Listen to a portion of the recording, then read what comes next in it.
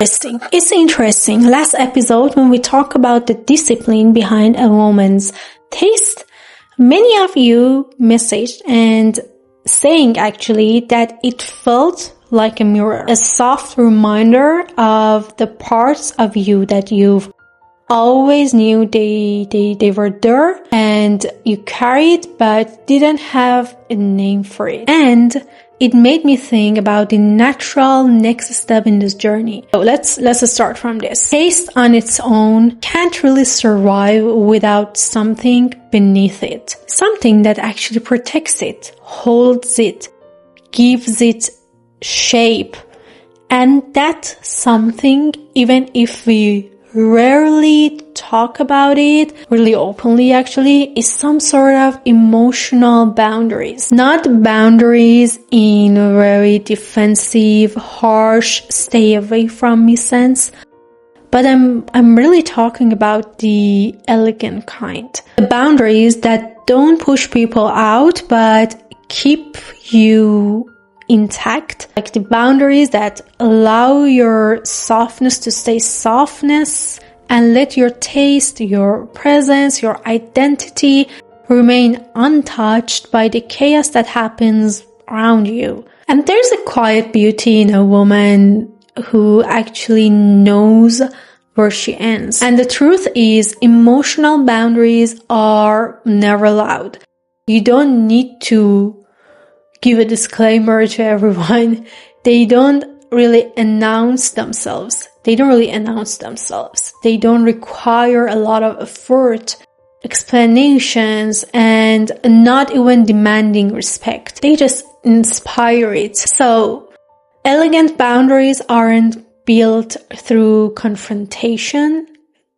They're built through clarity about what your heart can hold and what really drains you, the way you want to be treated, and the kind of energy you want around your life. All of that ties back to what we've been building together from the very beginning, from the very first episode. This is a journey of choosing, refining, and curating, because this is where your emotional discipline becomes visible to everyone. So it's where your internal world quietly shapes your external one. What I've noticed, especially in women whom I met, hopefully, a lot of them in my life, who move through life with so much elegance, is that they're not really guarded, not at all. They're really open, very warm, receptive.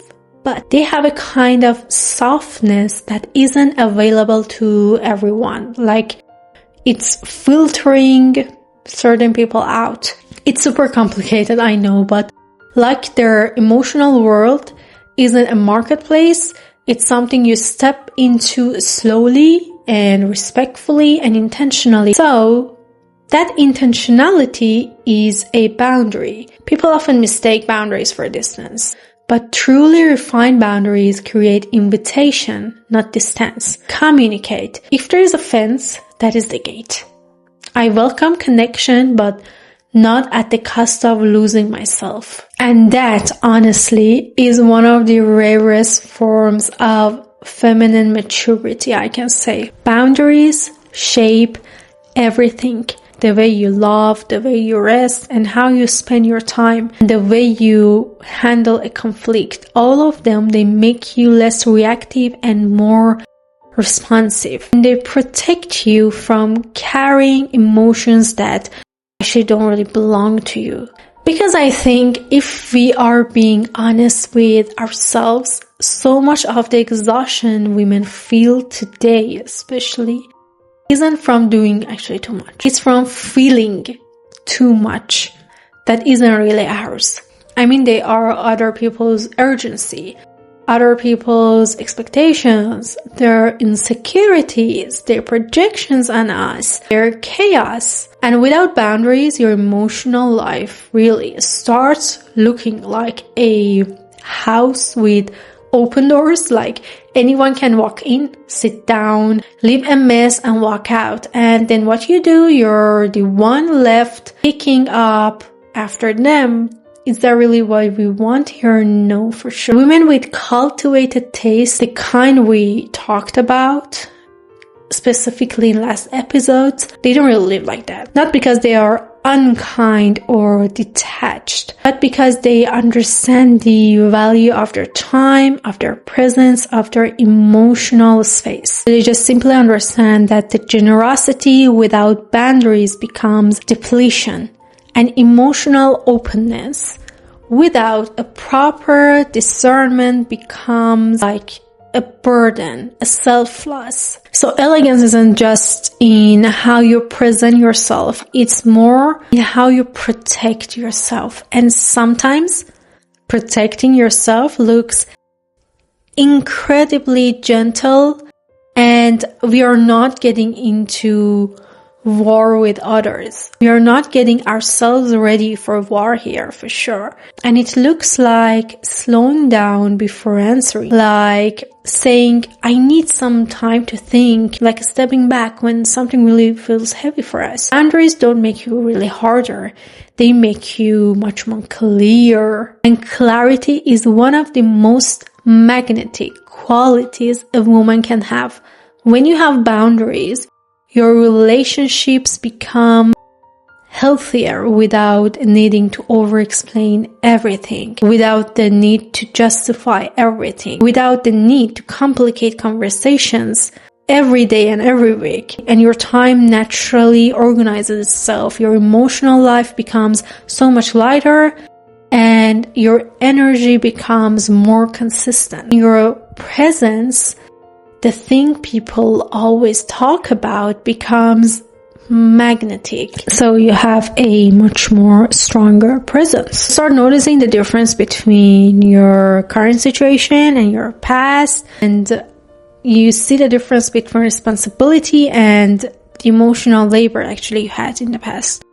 The very same difference between love and attachment. And that difference gives you an incredible kind of freedom, a freedom that doesn't look wild or rebellious, but really calm, centered, radiant, and you just simply become the kind of woman who can walk into rooms without absorbing everything happening there. It's like you stay warm, but you're not available to everyone in the same way. You care, but not to the point of losing yourself. Because losing yourself is not romantic. It's too expensive. And I think every mature human being knows the cost. The elegance of emotional boundaries is that they are invisible, yes, but they shape how people treat you without you ever needing to teach them. It's the way you speak, the way you pause, the way you don't over-explain, the way you don't feel every silence, the way you choose what deserves your attention and your time. And I can say boundaries aren't really lessons you give to others. They are much more of like lessons you are practicing for yourself very quietly until the world adjusts around you. As you really walk further in your own refinement, not perfection, not hardness, you realize something subtle but so transformative.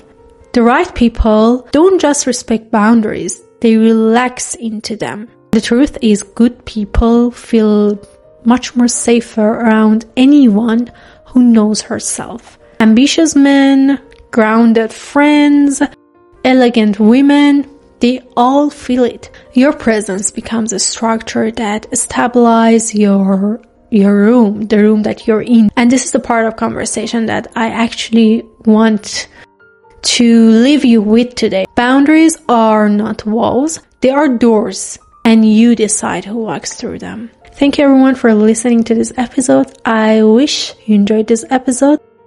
Don't forget to subscribe to the channel if you haven't yet, and see you in the next episode.